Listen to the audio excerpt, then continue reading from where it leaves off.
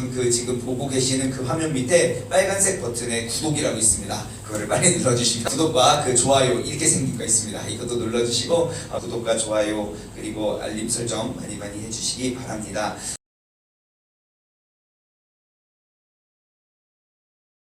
지난 주일 설교는요 사탄의 계략 하나님의 전략이라는 제목으로 말씀을 나눴고 그 말씀에 대한 후속편의 설교는 엊그저께 금요 커넥트 예배를 통해서 나눴습니다. 그래서 그 다음에 어떠한 일들과 어떠한 상황들이 주어졌는지 여러분 홈페이지나 유튜브를 통해서 다시 돌아보시면 되겠습니다. 좋아요, 구독 버튼. 네. 자, 오늘 본문의 이야기는요. 오늘 본문 말씀의 이야기는 여러분 모두에게 잘 알려있는, 우리 모두가 잘 알고 있는 돌아온 탕자의 이야기입니다.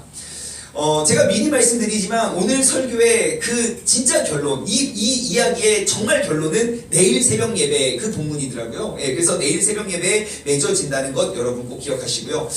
아마 이 본문을 주제로 여러분들 정말 많은 설교를 들었었을 거예요. 저 역시도 이 이야기를 가지고 묵상도 많이 하고 설교도 많이 했던 터라 내가 이 똑같은 우리 모두가 이미 알고 있는 이 말씀을 가지고 어떻게 말씀을 전해야 되나 계속 묵상을 하는데 이번에 제가 묵상을 하다가 단 한 번도 보지 못했던 그 새로운 관점을 발견하게 됐습니다. 어떠한 기호를 하나 딱 그 오늘 본문 말씀에 어떠한 기호를 딱 장착을 하니까 지금 이 이야기가 완전히 새롭게 보여지더라는 겁니다. 그 기호가 뭐냐면 바로 이겁니다. 짜잔. 뭐죠? 예, 따옴표예요, 따옴표. 지금 이 대화와 이 가르침 속에 이 따옴표를 딱 집어넣어 보니까요. 누가 무슨 말을 했고 누가 어떠한 이야기를 했는지가 보여지더라고요. 지금 오늘의 본문 말씀 속에서 대화체를 한번 찾아보기를 원해요. 12절 말씀에 보면 그 둘째 아들이 아버지에게 당차게 이야기하죠. 예, 그 여러분 큐티책 있으면 따옴표를 한번 그려보세요. 아버지요, 재산 중에서 내게 돌아올 분깃을 나에게 주소서. 그래요. 그리고 또 다른 설명이 나오다가 이제 17절부터 19절 말씀이 이제 그가 허랑방탕해서 재산을 다 날린 다음에 그의 삶에 흉년이 찾아왔을 때 스스로 이제 독백을 합니다. 다짐을 하죠. 내 아버지에게는 양식이 풍족한 품꾼이 얼마나 많은가? 나는 여기서 죽여 죽는구나. 내가 일어나서 아버지에게 가서 이르기를 아버지, 내가 하늘과 아버지께 죄를 지었사오니 지금부터 아버지의 아들이라 일컬음을 감당하지 못하겠습니다. 나를 품꾼의 하나로 보소서 하리라 라고 스스로 독백을 합니다. 그리고 나서 이제 진짜 일어나서 아버지에게 가서 준비한 그 멘트를 아버지에게 합니다. 21절. 아버지, 내가 하늘과 아버지께 죄를 지었사오니 지금부터는 아버지의 아들이라 일컬음을 감당하지 못하겠나이다. 그 준비된 멘트를 하죠. 근데 그 이야기를 딱 듣던 아버지께서 그가 하던 말을 중간에 딱 말을 자르시고 그 종들에게 이렇게 이야기합니다. 가서 제일 좋은 옷을 내어다가 입히고 손에 가락지를 끼고 발에 신을 신기고 살찐 송아지를 잡아다가 끌어잡아라. 우리가 먹고 즐기자. 내 아들은 죽었다가 살아났고 내가 잃었다가 다시 얻었다. 제가 이 말씀의 따옴표를 딱 적어놓고 이렇게 보니까요. 한 가지 발견한 특이한 사실은요. 여러분, 아버지는 이 못난 아들에 대해서 단 한마디도 하지 않았다는 걸 발견했어요.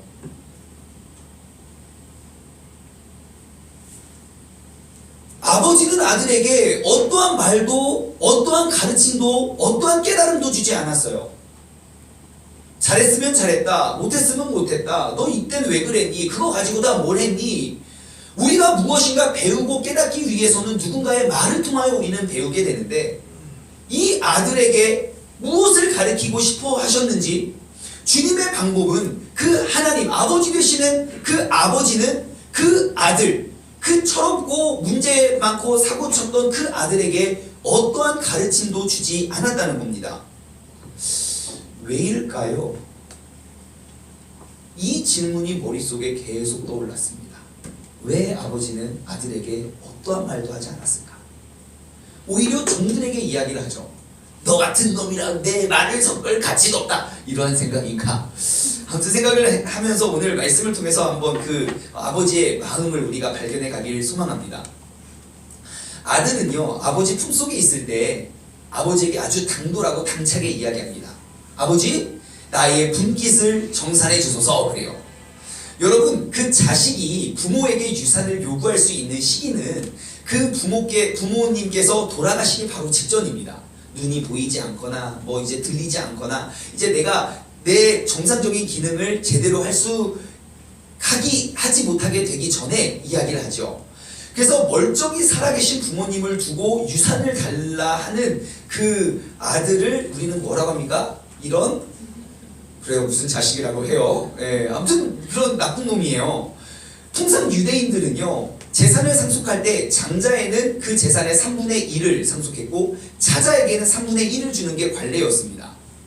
그런데 이렇게 아버지가 멀쩡히 살아계시고 우리 아들이 언제 돌아오나 맨날 문 앞에서 기다리실 정도로 건강하셨다면, 그러한 아버지에게 재산을 요구했다면 이러한 경우는 자기 재산의 한 9분의 1 정도로 상속을 받았을 것이라고 우리는 추정을 합니다. 그러니 이 버르장머리 없는 이 아들, 이거 진짜 이게 지금 생중계가 안 되면 제가 이제 무슨 놈이라고 이야기를 하고 싶지만, 아무튼 그런 뭐가 없는, 아무튼 그 아들은 이제 아버지에게 그걸 요구하고 이제 떠나게 되죠.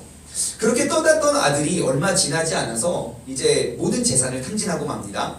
성경은 그가 탕진하고 잃어버렸던 것을 낭비했다고 표현을 합니다. 낭비했다. 그 낭비했다라는 이 단어, 이 표현은요, 디아스콜피소라는 헬라어 단어인데요. 그 단어의 의미는 뭐냐면 이러한 의미입니다. 우리가 알곡과 가라지를 걸을 때 키질을 하죠. 키질. 이렇게 키를 잡고 이렇게 키질을 하면 알곡은 투두둑 떨어지는데 그 쭉정이는 어떻게 합니까? 바람에 따라서 날아가요. 이것들이 어디로 날아가는지는 몰라요. 그냥 흩날리는 바람에 의해서 이쪽 저쪽으로 막 날아가고 흩어지고 얼마나 많은 그런 쭉정이가 날아가고 없어졌는지 우리는 알지 못해요. 그렇게 흩날리고 공중분해되어서 없어지는 상태가 바로 낭비했다는 단어의 의미예요. 다시 말해, 지금 같은 본문 말씀 속에서 지금 13절이죠. 둘째 아들이 재물을 다 모아가지고 그 모으다에 완전 정반대되는 개념입니다. 내가 모았을 때는 여러분 아시잖아요. 우리가 모으는 거는 어렵고요. 쓰는 거는 쉬워요. 모을 때는 오랜 시간이 걸려도 쓰는 거 다 어디 갔지? 그게 없어지잖아요. 내가 목숨을 걸고 그렇게 힘들게 모았던 그 모음이 허무하게 다 낭비가 되어버렸습니다. 그런데 더 큰 문제는 무엇입니까? 14절, 모든 것들을 다 낭비하고 다 날려버린 후에 그 나라에 뭐가 옵니까? 흉년이 들게 됩니다. 그가 날려버린 재산 때문에 이 아들이 힘들었던 게 아니고 이 아들이 정말 힘들어진 거는 그 나라에 큰 흉년이 왔기 때문입니다. 여러분, 우리의 인생의 흉년은요, 항상 다 없어진 이후에 찾아옵니다. 내가 풍족하고 모든 것들을 갖추고 준비되어 있었을 때는요, 인생의 흉년을 우리는 느끼지 못합니다. 하지만 내가 쓰러지고 넘어지고 무너지고 모든 힘이 다 빠졌을 때 바로 그때 흉년이 찾아옵니다. 왜 하필? 그러면 우리는 영적인 싸움, 전쟁을 살아가고 있는 우리는 인식해야 됩니다. 여러분, 내 인생의 그 흉년의 타이밍을 우리 사탄은 잘 알고 있을까요? 정말 모르다가 우연히 흉년을 줄까요? 예, 사탄은 잘 알고 있겠죠. 내 인생의 흉년을 언제 가져다 주겠습니까? 내가 지치고 쓰러지고 넘어지고 모든 것을 잃어버렸다고 생각했을 때 바로 흉년을 불어닥치게 할 거예요. 그 무기로 우리를 공격할 겁니다. 그럼 이 사실을 알고 있는 우리는 어떻게 해야 됩니까? 그냥 알고서 당해야 됩니까? 아니죠. 내 인생의 흉년의 때를 우리는 철저히 준비해야 됩니다. 그 준비된 흉년은요, 우리가 그 어려움을 잘 버텨내는 정도가 아니라 그 흉년의 시기에 가장 풍성한 결실을 맺게 됨을 우리는 말씀을 통해 알 수 있습니다. 요셉을 한번 보십시오. 요셉이 7년간의 풍성한 풍년 때 모아놓은 곡식들이 어떻게 됩니까? 흉년 때 다 소진이 돼요. 하지만 그 흉년 때는 어떻게 됩니까? 그 나라뿐만 아니라 주변에 있는 모든 돈을 다 끌어모았고요. 그 흉년 때 주변 국가들의 땅을, 그 부동산, 엄청난 부동산을 다 얻게 되죠. 여러분, 풍년 때는 곡식만 쌓아서요, 창고를 지어서. 하지만 흉년 때는 모든 땅을 다 얻게 되잖아요. 이것이 바로 주님께서 우리에게 흉년을 낫게 하시는 주님의 전략이고 계획임을 기억하시기 바랍니다. 그럼 우리 한번 돌아보십시오. 여러분의 인생의 흉년은 어떠하십니까? 내 모든 것들을 다 흩날리고 낭비된 다음에 그 흉년이 찾아오십니까? 아니면 내 인생의 흉년의 때를 내가 잘 준비하여 바로 그때 내 인생의 흉년의 때에 내가 더욱더 성장하고 발전하는 시기로 만들고 계십니까? 여러분, 내 인생의 흉년의 때를 우리가 잘 준비합시다. 그럼 어떻게 준비해야 되나요? 흉년이 언제 올 줄 알고요? 모르죠. 당연히 모르죠. 그래서 우리가 매일매일 말씀을 묵상하는 겁니다. 왜냐? 요셉을 보십시오. 그 꿈의 해석이 어디에 있었습니까? 하나님의 말씀 속에 있었어요. 우리가 무엇을 언제 어디에서 무엇을 어떻게 할지 하나님이 매일매일 우리의 삶 가운데 말씀의 이정표를 세워서 우리를 인도하여 주시고 이끌어 주시는 분임을 기억하시기 바랍니다. 그래서 우리는 매일매일 내게 허락하시는 그 하나님의 말씀에 귀담아 듣고 우리가 듣고 순종할 수 있는 훈련이 된다면 내 인생의 어떠한 흉년 속에서도 우리는 정말 그 풍성한 은혜를 누릴 수 있는 사람이 될 줄 믿습니다. 그럼 이런 또 질문이 들겠죠. 그러면 큐티만 하면 하나님은 그 흉년의 때를 막 풍년의 때로 만들어주시나요? 물론 그렇게 되지 않을 수도 있습니다. 우리의 육적인 그 흉년과 풍년을 이야기하는 건 아니지만 우리의 영적인 풍년은 반드시 올 수 있습니다. 내가 나의 눈에 보이는 상황과 환경 속에서도 내가 그 주님의 뜻과 주님의 인도하심 속에 있다면 우리는 풍성한 은혜를 어떠한 상황 속에서도 충만히 누리게 될 것을 확신합니다. 자, 그렇게 당돌했던 아들이요, 모든 것을 잃어버리고 나니까 자신의 모습이 보여지기 시작했어요. 모든 것을 잃어버리고 나니까 드디어 비로소 자신의 죄악이 보여지게 된 거예요. 나의 죄를 발견한 그 시점에 그 아들은 이렇게 고백을 하지요. 17절부터 19절까지의 말씀입니다.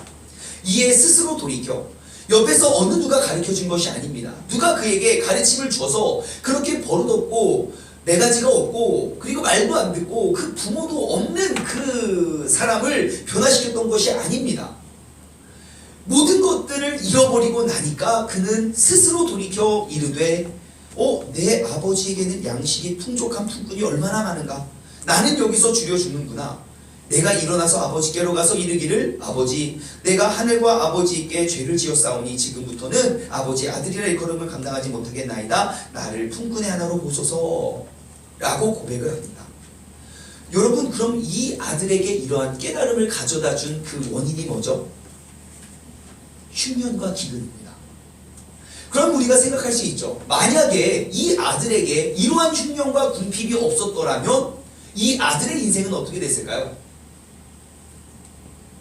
만약에 이 아들에게 이 흉년과 궁핍의 시기가 점점점 늦어졌었더라면 이 아들의 일생의 일기는 어떻게 기록되었을까요? 아마 허랑방탕하여 낭비되고 버려지는 인생의 길이 훨씬 더 길어졌을 거라는 거죠. 그럼 우리는 말씀을 통해서 알 수 있습니다.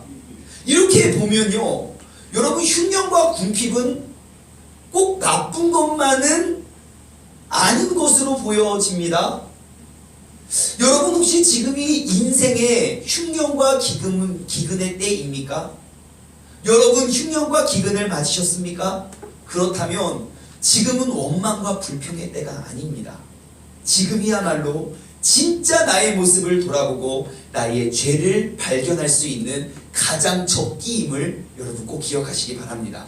적용 질문을 하나 드릴게요. 나의 삶의 흉년과 기근의 때가 언제였습니까? 그리고 나는 그 흉년과 기근을 어떻게 극복해내셨습니까? 여러분, 내 인생의 흉년과 기근은 나를 죽이는 시기가 아니라 나를 회복하고 살리는 시기임을 꼭 기억하시기 바랍니다. 내 인생의 그 흉년과 기근은 나를 좌절하고 절망케 하는 시기가 아니라 내가 그동안 발견하지 못하고 깨닫지 못했던 그 주님의 은혜로 말미암아 우리가 회복될 수 있는 시기임을 여러분 꼭 기억하시기 바랍니다. 20절 말씀입니다. 그가 스스로 돌아보고 깨닫고 나니까 어떠한 일들이 벌어지냐? 그 아들이 결단하고 일어나서 돌아갑니다. 여러분, 이것이 진정한 회개의 모습입니다. 회개는요, 내가 느끼고 깨닫고 다짐하는 것이 회개의 완성이 아닙니다. 회개의 시작점은 될 수 있겠죠. 아, 이게 정말 잘못됐구나. 내가 다시는 이러지 말아야지. 내가 이렇게 그냥 느끼고 깨달은 것은 회개의 시작점이 될 수 있지만, 회개의 마침표는 어디서 찍습니까? 내가 진짜 일어나서 내가 왔던 그 길이 아니라 내가 다짐한 그 길로 돌아가는 것. 나는 다시는 아버지의 집을 돌아보지 않겠다고 생각해서 아주 먼 나라로 떠났던 그 아들이 용기를 내어서 나의 깨달음을 가지고 다시 그 아버지에게 돌아갔던 것. 그 아버지에게 남긴 마지막 말이 무엇입니까? 아버지, 이제 내가 보니까 아버지 좀 치맥기가 있는 것 같은데 빨리 유산이나 물려주시죠. 그게 아버지에게 했던 이 아들의 마지막 말이었는데, 어찌 내가 내 입으로 그 아버지에게 내가 죽을 죄인이라고 고백을 할 수 있겠습니까? 정말 그 길은 쉬운 길이 아니고 쉬운 걸음이 아니었을 겁니다. 하지만 진정한 회개는요, 내가 아무리 어려울지라도 그 길을 돌아가는 것이 회개입니다. 바로 이 아들이 그 진정한 회개의 모습을 보여주지요. 그래서 아버지에게 내가 이 말을 하겠다 다짐했던 그 준비했던 멘트를 남깁니다. 21절부터 보시면 아들이 이르되 아버지, 내가 하늘과 아버지께 죄를 지었사오니 지금부터는 아버지의 아들이라 일컬음을 감당하지 못하겠나이다 하는데, 아버지께서 그 아들의 말을 딱 끊어요. 그죠? 원래 진짜 중요한 말이 지금부터 시작인데요. 뭐죠? 나를 품꾼의 하나로 보소서. 여러분, 이게 내 깨달음의 결론 아닙니까? 내가 지금 아버지 집에 돌아갈 수 있는 명목이 무엇입니까? 내가 이제 아들로서 그 아들의 권위, 나를 용서해 주셔서 내가 그 아들의 특권으로 내가 가지고 살아가겠습니다. 이것을 원하는 게 아니라, 내가 지금 집으로 돌아갈 수 있는 나의 그 조건은 무엇입니까? 내가 이제 아들이 아닌 종으로서 들어갈 수 있는 기회가 있기 때문에 내가 돌아가는 거잖아요. 그런데 정작 중요한 그 핵심 포인트를 아버지께서는 들으시지 않고 갑자기 내가 아들이라 일컬음을 감당하지 못하겠습니다. 나를 이제 품꾼의 하나로 보소서라고 말을 하려고 하는데 아버지가 말을 딱 끊으세요. 그리고 아버지께서 이렇게 말씀하시죠. 빨리 가서 제일 좋은 옷을 입혀라. 여러분, 옷은 무엇입니까? 바로 신분을 뜻하지요. 예, 주인과 종의 옷은 확실히 달랐습니다. 그런데 아버지는 이렇게 말씀하세요. 제일 좋은 옷을 가져다 주래요. 다시 말해 제일 높은 신분의 자리로 올려주는 것이죠. 내가 스스로 생각했을 때 나는 그냥 아들도 아니라 가장 낮고 천한 종의 한 명이 되겠다고 다짐하고 가지만, 내가 아버지의 품으로 돌아왔을 때 아버지께서는 나를 가장 높은 곳으로 세워주시는 줄 믿습니다. 여러분, 내가 아버지와 멀어지면 멀어질수록 나의 마음과 나의 생각과 나의 정체성은 점점점 나는 작은 자, 천한 자, 부족한 자로 나는 추락하게 되지만, 내가 아버지와 가까워지면 가까워질수록 나의 낮은 자존감을 회복시켜 주시고 나의 가장 좋은 신분으로 주님께서 나를 회복시켜 주심을 기억하시기 바랍니다. 그 아버지는요, 옷만 입혀주신 것이 아니라 가락지도 끼워주십니다. 그 가락지는 무엇이냐면, 이제 우리의 가족의 모든 재산의 권위를 이제 이어받는 상속자가 바로 이 사람이다 라고 반지를 끼워주세요. 그래서 이제 요셉도 그렇고 다니엘도 그렇고 높은 직위에 올랐을 때 반지를 끼워주거든요. 그리고 그 반지는, 그 인장 반지는요, 무엇인가 결제하고 사인할 때 그 도장을 이렇게 찍었습니다. 내가 결제하고 내 승인이 나면 이 모든 것들을 결정할 수 있는 것. 다시 말해 그 아버지가 이 아들에게 그냥 옷만 입혀준 것뿐만 아니라 이제 우리의 모든 재산을 상속할 수 있는 권한과 이 아들의 결정과 결제면 모든 일들을 다 할 수 있는 권한까지도 부여하셨다는 거예요. 거기서 멈추지 않습니다. 신발을 신겨주죠. 여러분, 고대인들에게 신발은요, 그 신발을 신었다는 것은 내가 자유인이라는 것을 의미합니다. 그리고 당시 종들은 그냥 맨발로 다녔습니다. 또한 어느 집에 손님이 오잖아요. 그러면 주인을 제외한 그 손님은 신발을 벗게 되어 있었습니다. 그게 예의였어요. 다시 말해 그 집안에서 내가 신발을 신고 다닐 수 있는 사람이라면 그것은 무엇을 의미합니까? 나는 이 집의 주인입니다 라는 것을 의미하겠죠. 아버지는요, 그 못된 그 둘째 아들을 가장 높은 자리, 가장 좋은 위치에 세워주고 회복해 주십니다. 여러분, 이러한 일들이 바로 우리 아버지의 품으로 돌아왔을 때 일어나는 일입니다. 혹시 오늘 이 시간 여러분, 내가 그 아버지로부터 멀리 떠났다고 생각하시는 분 계십니까? 어쩌면 나 스스로가 너무너무 작아지고 나는 부족하고 연약한 사람이라는 그러한 패배의식 속에 내가 헤어나지 못하고 있을 수도 있습니다. 하지만 여러분, 아버지의 품으로 나아오십시오. 그러면 나의 신분이 하나님의 자녀의 신분으로 온전히 회복되어질 줄 믿습니다. 지금 이 시간 하나님께서 이 자리에 우리를 왜 부르셨을까요? 있는 모습 그대로 나의 품으로 나아오시기를 간절히 바라시는 그 아버지의 마음을 헤아리기 위해서이죠. 그런데 오늘 말씀의 서론으로 돌아가면 우리의 관심, 우리의 관점은 어디에 있습니까? 왜 아버지는 아들에게 한마디도 말을 하지 않았느냐, 이거 아닙니까? 그러면 우리가 그거에 대한 답을 한번 찾아보길 원해요.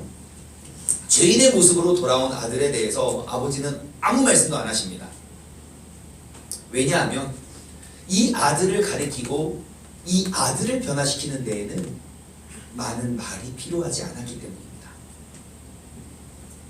우리는 이 아버지의 태도를 통해서 나와 하나님이 얼마나 다른지 우리는 그 차이를 발견하게 됩니다. 여러분 같았으면 어떻게 하겠습니까? 아들놈 내가 그 썩빠지게 고생해서 길러놨더니 이제 성인이 딱 되자부터 빨리 달라고! 내가 보니까 이들 하자고! 그래가지고 집을 막 재산을 한탕 챙겨서 나갔어요. 어떻게 하시겠습니까? 첫 번째 이사를 가겠죠? 이놈 자식 다시는 우리 집 구석에 돌아오지 못하게. 아니면 내가 이사 갈 수 없는 여건이라면 비밀번호를 바꿔놓을 겁니다. 그러다가 몇 날 며칠이 지나서 이제 띠띠띠띠띠 띠리리 저거 해야 되는데 띠띠띠띠띠 띠롱띠롱 띠롱띠롱 띠띠띠띠띠 띠롱띠롱 띠롱 뭐지? 하고 봤더니 그놈이에요. 그래서 경찰 신고하죠. 여기 이사가 있으니까 빨리 잡아러 가라고. 예, 뭐 그거는 좀 그랬지만 좀 그래 긍휼이 있는 부모님이라면 문을 열어주겠죠. 일로와 앉아. 그 다음에 뭐를 주겠습니까? 예, 이따시만한 두꺼운 노트하고 아마 볼펜 3장도 줄 겁니다. 써. 예, 어디에 가서 무엇을 하고 내가 목숨을 걸어서 모았던 그 재산을 너 10원도 틀리지 않게 다 써. 10원당 한 대. 막 그러면서 우리가 그런 조건을 다를 거예요. 마치 지금 코로나 바이러스 확진 판정을 다 받으면 그렇게 한다고요. 종이하고 펜을 주고 어디서 무엇을 하고 누구를 만났는지 다 받아 적으라고. 마치 그런 취조가 시작되겠죠. 그리고 또 이야기하겠죠. 너 같은 자식은 우리 집안에 존재할 수 없다. 더 이상 너는 내 아들이라 일컬지 말고 너는 신문화 해라. 막 그러면서 그다음부터 기술을 막 가르칠 거예요. 설거지하는 기술과 요리하는 기술. 이놈아, 니놈이 그렇게 날려버린 재산이 어떠한 돈인 줄 아느냐? 이 아버지께서 입술이 찢어져 가면서 맨날 그 땀 흘려 눈물 흘리며 억울한 거 다 참아가면서 그 벌었던 그 피 같은 돈을 네 것이 네 주제에 막 그러면서 날려버렸다고. 우리가 맨날 그거 생각할 때마다 그놈 자식 목소리 들을 때마다 막 뒷목 잡고 우리 그렇게 살아가는 게 우리의 모습 아닙니까? 그런데 그러한 상황인데 우리 아버지 되시는 하나님은 아무 말씀도 하지 않으십니다. 지금 이 아들이 어디에 가서 무엇을 했는지, 그 소중하고 귀한 피 같은 재산을 다 어떻게 사용했는지 묻지도 따지지도 않으십니다. 그냥 돌아온 그 자체가 고마울 따름입니다. 그저 돌아와 주기만 한다면 잃어버린 것 말고 아직 내게 남아있는 모든 재산과 모든 사랑을 나누어 줄 수 있는 준비가 되었습니다. 그 생각을 버리지 못했기 때문에 이제 오나 저제 오나 그 아들이 돌아오기만을 문 앞에서 서성이면서 기다리셨습니다. 그렇게 기다리던 아들이 저 멀리에서 허름한 옷에 무슨 거진가 싶을 생각이 들 정도로 허름한 옷에 누추한 모습으로 살은 다 빠지고 노예처럼 신발도 없이 온몸에는 상처가 투성이고 온갖 악취를 다 풍기면서 터덜터덜 자신감을 잃어버린 그 고개를 떨구고 걸어 나오는 그 아들의 모습은 이 아버지가 지금껏 봐왔던 평생 지켜보던 아들의 모습과는 너무 다른 모습이었습니다. 분명히 내가 이 아들의 모습을 마지막으로 보았을 때는 의기양양했고 자신감이 넘쳤고 정말 세상에 어디에 내놓아도 얘는 꿀리지 않을 거야 라는 그 모습으로 당차게 집을 떠났는데, 그 아들을 다시 보게 된 그 아버지의 마음은 찢어질 듯 마음이 아파서 아무 말도 할 수가 없었습니다. 그저 지치고 힘들고 굶주리고 냄새가 나는 그 아들을 끌어안고 입을 맞추고 한없이 눈물만 흘릴 뿐이었습니다. 그렇게 당돌하던 아들의 모습은 조금도 찾아볼 수 없었습니다. 오히려 그 입에서 나오는 그 말을 듣는 아버지는 가슴이 더 아팠습니다. 그저 이 아들에게 필요한 건 어떠한 말이나 가르침이나 매질이 아니었습니다. 그저 지난날 집안에서 받아보지 못했던 그런 상처들을 내가 안아주고 품어주는 일밖에 없었습니다. 여러분, 이러한 마음을 딱 한 단어로 요약하면요, 바로 이것이 하나님의 은혜입니다. 아무것도 묻지 않으시는 하나님의 은혜. 만약 아들이 그 아버지의 품으로 돌아왔을 때 아버지께서 그가 잘못한 것들을 목록을 뽑아서 그에 마땅한 체벌을 했다면 그 아들은 어떻게 하겠습니까? 어떠한 벌이든 달게 받았을 것입니다. 그리고 아버지가 처방하는 그러한 처방에 다 그냥 순종하며 따라갔을 겁니다. 하지만 평생 죄인된 모습과 그 내가 죄인이라는 그 정체성으로 그는 종으로서 살아갔을 겁니다. 그런데 우리의 아버지는 달랐습니다. 아무런 어떠한 것도 묻지도 따지지도 않으시고요, 그의 행동으로 그의 신분을 회복시켜 주셨습니다. 이러한 상황 속에 이 아들은 아마 용서를 받았다는 그 사실에서 멈춰 있지 않을 것입니다. 이 아들은요, 값없이 내게 베풀어 주시는 그 하나님의 은혜를 온전히 기억하고 평생 그 은혜 속에서 나는 은혜를 나누며 살아갔을 것입니다. 여러분, 이게 차이입니다. 은혜를 아는 삶과 은혜를 모르는 삶. 똑같은 상황이고 똑같은 사건이고 똑같은 죄인을 두고 우리 주님께서는 은혜를 심어주십니다. 그리고 그 은혜의 열매와 결실을 우리가 평생 남은 여생 동안 우리가 그 결실을 열매를 맺어가기를 주님께서는 간절히 소망하시겠죠. 여러분, 오늘 이 아침에 주님께서 우리를 이 자리에 부르신 주님의 마음을 여러분 꼭 기억하시기 바랍니다. 내가 죄인이어도 괜찮습니다. 내가 잘못해도 괜찮습니다. 내가 주님 앞에서 나는 진정한 죄인임을 내가 깨달았다면 그 모습 그대로 주님께 나아오시면 됩니다. 내가 무엇인가 해결이 되고 회복이 된 이후에 나아가서는 안 됩니다. 주님께 가까이 나가고 주님의 품에 우리가 머물면 그것은 회복이 됩니다. 내가 지치고 힘들고 아프고 상처 입은 그 모습 그대로 겸손히 나아오십시오.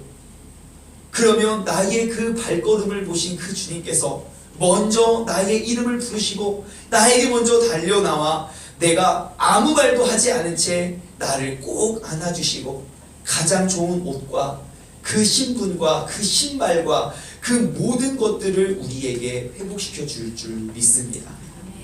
여러분, 오늘 이 시간 있는 모습 그대로 주님 옆에 나오십시오. 그 여호와께 돌아오기는 그 순간이 바로 이 시간이 되기를 소망합니다. 우리 이 찬양을 고백하며 오늘 말씀을 맺기를 원합니다. 찬양의 노랫말이 이렇습니다. 아버지의 마음, 아버지의 입장에서 내 백성이 나를 떠나서 나를 돌아섰지만 나의 사랑은 내 백성을 포기하지 못하겠으니 나의 모든 것들을 내어주고도 나는 그들을 얻으리라. 그 주님의 마음입니다. 그러면 우리는 이렇게 고백하면 됩니다. 이제 여호와께 돌아가자. 우리는 하나님을 돌아서도 그의 사랑은 변치 않으니 우리는 여호와께 돌아가자. 우리가 넘어져도 그 사랑은 영원할 것이기 때문입니다. 여러분, 우리가 이 찬양을 고백하며 우리가 주님께 다시금 돌아가고 있는 모습 그대로 우리가 나아가 주님 안에서 우리가 회복될 수 있는, 진정한 회복을 경험할 수 있는 그런 자녀의 특권을 누릴 수 있는 우리 모두가 되길 원합니다. 함께 찬양하며 나아가겠습니다.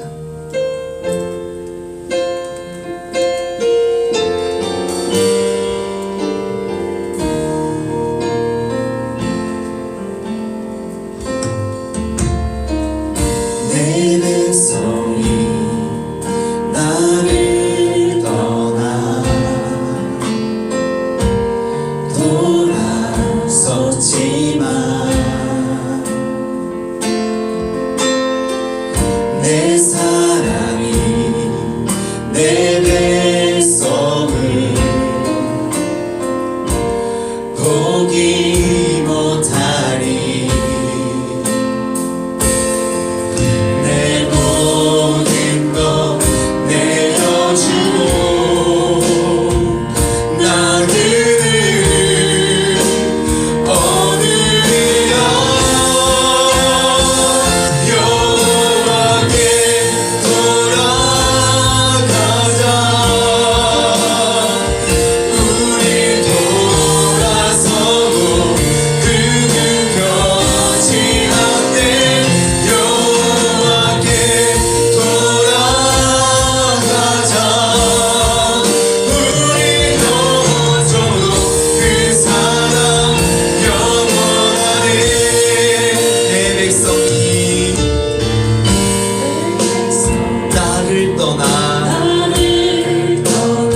돌아섰지만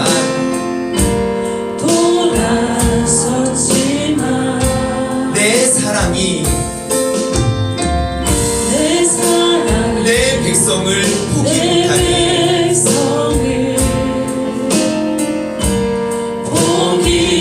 못하니.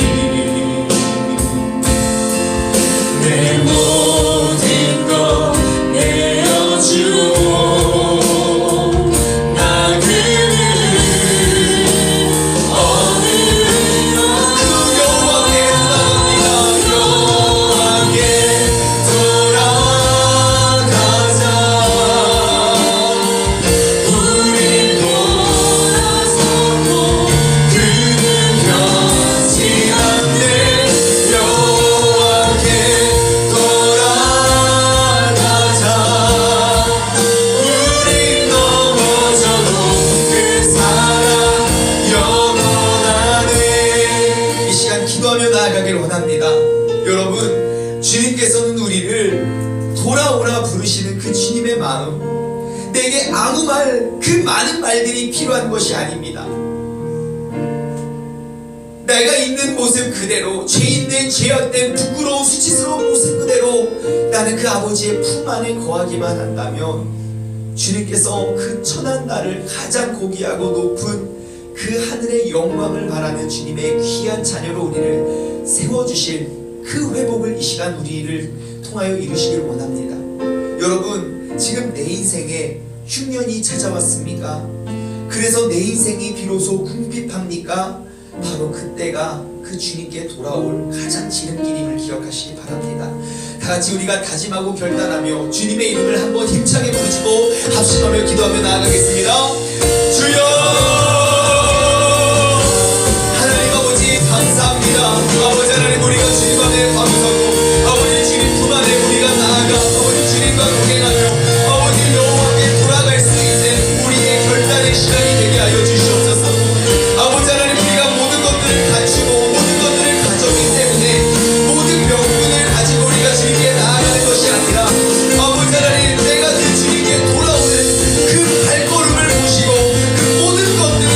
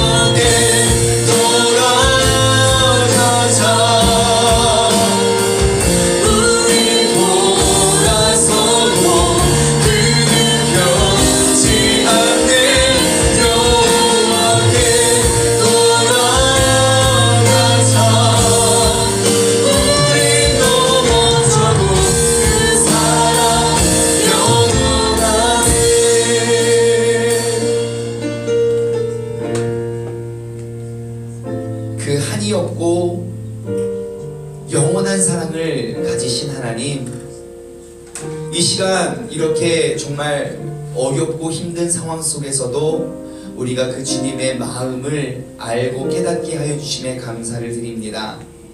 아버지 하나님, 우리가 할 수 있는 것, 우리가 해야 할 것 딱 한 가지입니다.